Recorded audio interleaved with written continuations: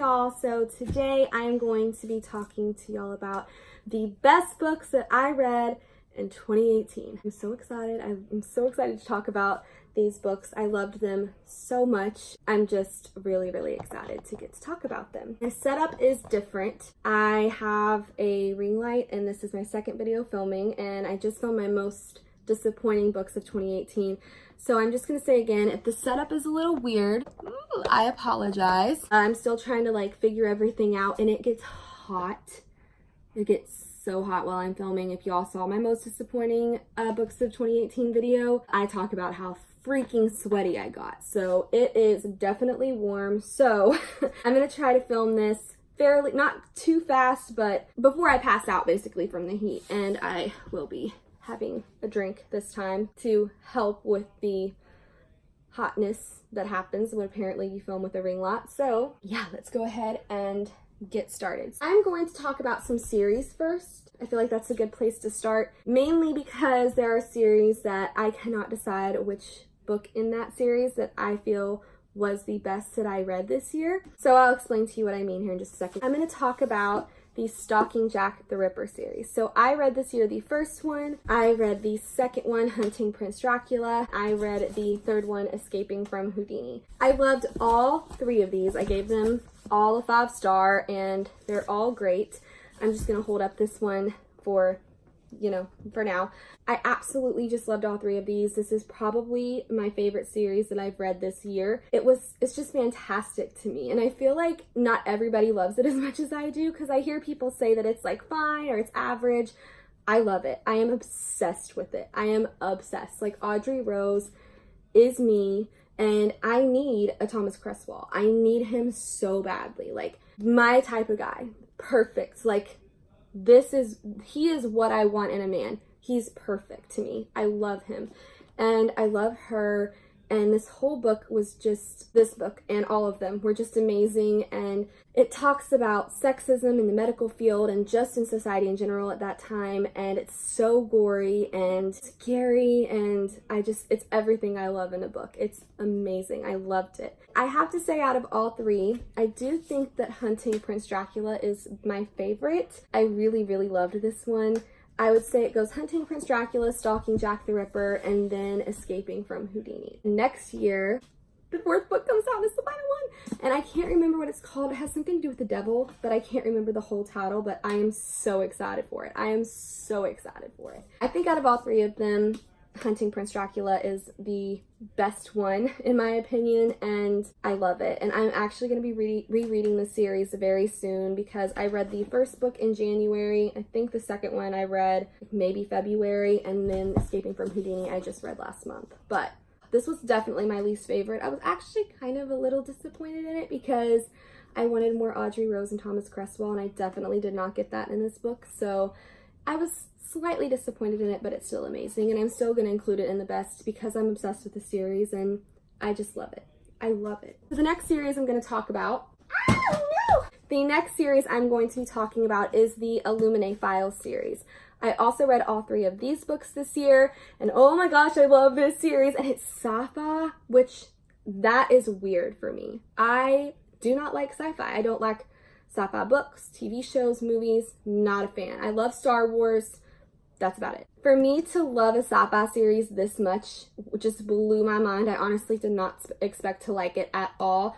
I thought for sure that when I picked this up at the beginning of the year that I would DNF it. I was like, oh, I'm not gonna like this, but I'm gonna give it a try because I've had some subscribers ask me to. I gave it a try and I could not put it down. I read this in one sitting, was obsessed. I couldn't get enough of it, and I can't wait to reread this trilogy either. But then I read Gemina, so this is the second one. I read this I think in 2 sittings, and then I finally read Obsidio when it came out in March, and I don't know if I read it right at March or if I read it a few months after. Can't really remember. This one took me the longest to read, and I think it was because I didn't want it to end, but it was also my least favorite of the series. I still gave it a 5. It's still amazing, but it was my least favorite of the trilogy. So I think it's gonna go in the order that it came out. Illuminae is my favorite, Gemina is my second favorite, and then Obsidio is my least favorite. But all favorites nonetheless, all books that I absolutely just was obsessed with this year. So next series we are going to talk about is Sath by Neil Shusterman. This book I read, I think sometime in the summer is when I read it, and I just was really, really obsessed with it. I picked it up and could not believe how much I actually liked it. And the concept is so intriguing. It says on the back, a world with no hunger, no disease, no war, no misery. Humanity has conquered all those things and has even conquered death. Now, Saths are the only one who can end life, and they are commanded to do so in order to keep the size of the population under control. And there are two teenagers named Citra and Rowan, and they have become like apprentices to a scythe, so they could become a scythe, and they're just learning how to become one. And it's so interesting. It was such a good first book to a series, and Neil Shusterman is brilliant. I'm going to be reading more of his books because he is a really, really great writer, and I was obsessed. Then I read Thunderhead by Neil Shusterman. This book to me was better than the first one, to be honest. So I'm going to say that this one is, out of the two, the better one. Not by much. I feel like they're both great. This was just, to me, like, barely made it by being better than Sath. It was still amazing, and it just got even more intense, and it was so much more political, and I loved that. And the romance is there, but it's not strong by any means, and I love that about this series. I love that it really focuses on the politics of the world, and there was so much action. Oh my gosh, I just love this series. This is such a good series. I strongly recommend it. It's so dark but amazing, and you just fall in love with these characters. Like, I love them so much, and I'm so deeply attached to them. I just am in love. I'm in love with this series. So another great series that I read this year. I cannot wait for The Toll to come out. I am ready. I am more than ready. The next series I'm going to be talking about is Vicious by V.E. Schwab. I actually think this is called the Monsters series, something like that. So I've got Vicious and Vengeful here. I read Vicious, I think, in the summertime, and I thoroughly enjoyed this book. I absolutely loved that I was just following a bunch of villains, but loving these villains at the same time, like in love with them, really, really like sympathizing with their character. And I love the girl in this, Sydney. She's amazing. I'm obsessed with her as well. This whole book was just fantastic. It basically follows two villains, Victor and Eli. They were really good friends in college, but things went south and they're not friends anymore. And it's basically a fight of who's the best of the villains, like who's the baddest of them all, basically. I was in love with this book. I really got through it pretty quickly. And Victoria Schwab, that woman knows how to get to my heart, because I've read several of her books this year, and her writing is spectacular. How she develops her characters. I am so in love with all of the characters that she has written about. I'm just so invested in this story, and how this is written, by the way, is very complicated. And she actually told us on Twitter that she scrapped this book, Vengeful, had it all written, scrapped it completely, and rewrote it, which is amazing to me, but it just wasn't good enough for her, I guess. And whatever she did, it worked, because this book is fantastic as well, and I actually like this one better than the first one. There were so many more characters introduced, and it was so much more action-packed, and I was just as hooked in this one as I was in the first one. I didn't think I could get any more hooked, but she got me way more like involved with these characters than what I was in the first one. And you really get to know Eli more in this book and his story, and I love all of these people so much. Mama! My parents are so annoying. They're like being so loud. Sorry if y'all hear that in the background. It's Christmas, and my mom and dad are on the phone with some family, and they are being very loud. I asked them to give me just 30 minutes of filming time, but they're being loud still, so whatever. So I'm going to talk about two more books that are in series that are also fantasy. So the next book I'm going to talk about is Nevermore by Jessica Townsend. So my mama read this, and she was begging me to read it, and I don't know why I wasn't very interested in it.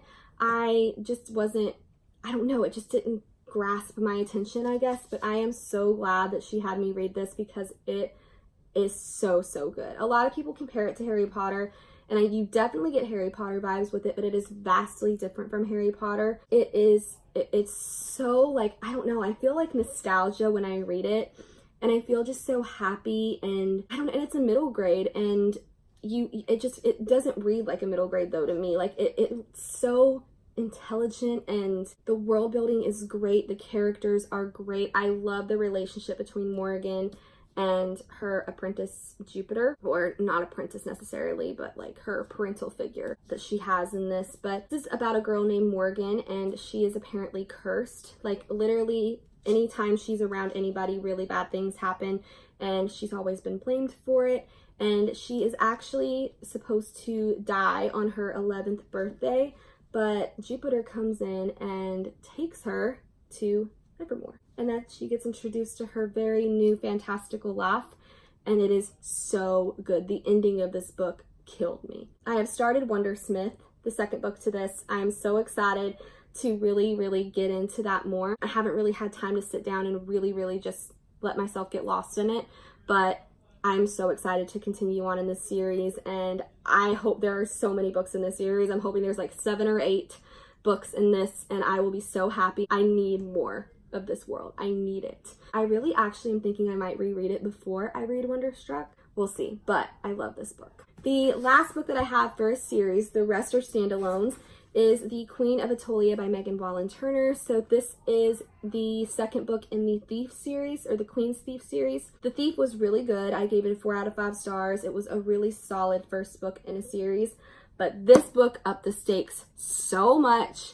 Oh my gosh, so much happened. I was obsessed. It was so action-packed, so political. There's like a romance in this that came out of nowhere and like just completely surprised me, and I didn't know I shipped it, but I ship it pretty hard. So I am gonna be reading The King of Atolia soon. That is the 3rd book in the series, and I am just so excited, and I loved this book. And if y'all haven't picked this up, if you're into like, I don't know, I feel like some people won't like this. I feel like some people think it's boring, but I don't. I'm so obsessed with it. I want to like binge read the series. It's so good, but I also don't want to do that because then I won't have any more books left to read. So this is such an amazing book. It was such a good sequel, and it was definitely better than the first one in my opinion. It was great, and it is one of my favorites of the year. It's great, and I cannot wait to continue in this series. Megan Wallen Turner is a beautiful writer. I'm obsessed with her, and I actually started reading this series because of Reagan from Peruse Projects. She is right. Everything she says about the series and this author is 100% accurate. I agree with everything she says. These are just wonderful books. Okay, the last 4 I have are all standalones. So there's one here that aren't like the others, so we'll go ahead and just do that one. And that is Behind Her Eyes by Sarah Pinborough. When I say that it's not like the others, it's because it's a thriller. The rest are contemporaries. This, I think, is the only thriller, my best books of the year. It was a really good thriller. I loved the ending of this. Like, the whole book was really good, and then the ending just shocked me. I have never been so shocked. I was just blown away by this ending. I just couldn't even believe, I couldn't believe it, and I was just in awe. And something really like crazy happens that I should have been mad about, but the twist at the end made up for everything for me. I just could not believe how much this shocked me. I do not get surprised like this easily. It takes a lot for a thriller to really get to me and to really make me say, wow, that utterly shocked me. But this utterly shocked and amazed me. I made my mom read it right after me. She couldn't believe it. She gasped when she was listening to it, and like I knew she was at the part because she went like that, and I was like, yep, that's how amazing it is. You're just like, I'm still not over it. I gave this a 4.5 out of 5 stars. I was really upset with something in this book. I would have given it a full 5, but I've talked about this in the worst books of 2018 video. It used the word retard, and I went in, when I read this in a vlog, I went into why that bothers me. I have a little brother who has autism, and that word is a word that really upsets him and has made him cry several times because there have been really mean people that have called him that. And it is a very vile, nasty word, and it was used in a vile, nasty way, and it's a slur that I'm never going to be okay with. So I was going to knock half a star off because I don't appreciate that being used. Other than that, this book was amazing, and I really thoroughly enjoyed it, and the shock value still gets me. I still just get goosebumps thinking about it. It's just so good, and I can't wait to reread this, like maybe like into the next year or so I can reread it. It's so good. I strongly recommend this. Like, it might piss some people off, the ending, But for me, I was pissed at first, and then the twist came, and then I wasn't mad anymore. So it's really, really good, and I strongly recommend it. The last three are all contemporaries. Let's go ahead and start with The Hate You Give by Angie Thomas. This book has just taken the world by a storm, honestly. It is a book that I feel everyone needs to read. It is based around the Black Lives Matter movement and police brutality that happens in America. I did a whole reading vlog on this. I will link it down below for y'all, and I really, really delve into my thoughts in that video. But wow, this book was powerful. I cried through the whole thing. I cried through it. It was just heartbreaking. It's a good book to read, and I just feel like every single person needs to read it. It would do everybody good to read it. And it got turned into a movie this year. My mom, actually my whole family and I went to see the movie after my mom and I read it. My dad and my brother didn't read it, but they went and saw the movie, and my dad cried in the movie. My brother was crying. Like, we were all just sobbing. It's just a beautiful story, and I really do recommend that everybody read this. I think this should be required reading in school. I just think it's so important. The message behind it is priceless, and I don't know. I just feel like everybody should read it. So I cannot praise this book enough. It is obviously a 5 out of 5 stars. It's great. The next book I'm going to be talking about is also another important book, I feel, and that is Salmon versus the Homo sapiens Agenda. I read this, I think, maybe in March or sometime in early summer, late spring. I really, really, really enjoyed this. This is about a guy named Salmon who is gay, but he hasn't came out yet. He goes through all of these really hard difficulties that it is being a gay teen in this society, and it just shows what he goes through. There's just a great love story in this, and it's just fantastic, and it was so good. It made my heart so happy. There will be a reread of this in the future, and it's probably one of my favorite books of all time. It is such an excellent book, and the movie was great. There is not a lot of times that I will say that a movie is just as good as the book, but in my opinion, the movie was pretty damn close to being just as great as the book. But I do still like the book better, just a little bit more. It's still great, and I do strongly recommend this to anybody, and I think that this is another book that everyone should read.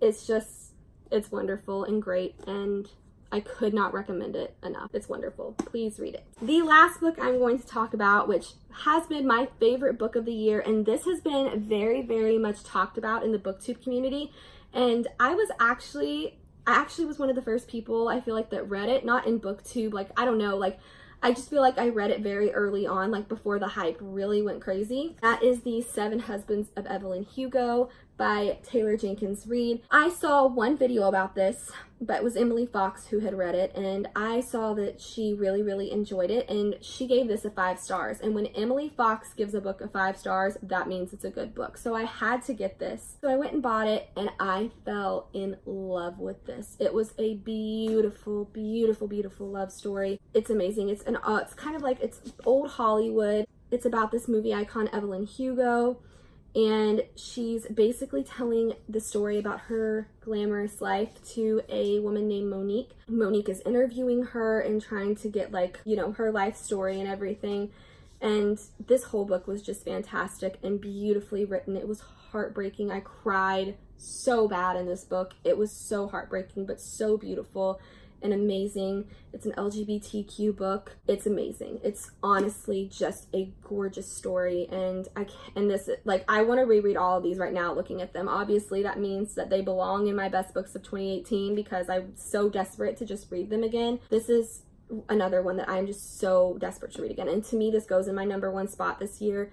And God, after I read this, it was like a month or two later, everyone was obsessed with it. Everyone. And I'm worried that I'm overhyping it and that people are going to be way too hyped up about it and then read it and be disappointed. I don't see how anybody could be disappointed in this read, but I also read it at a time when it wasn't being super, super hyped up.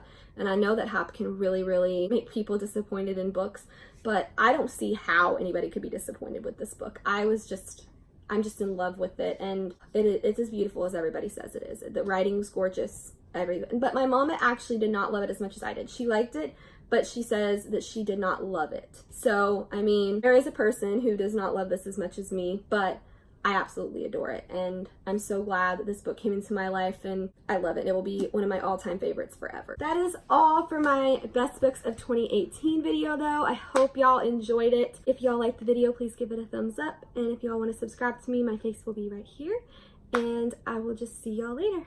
Bye!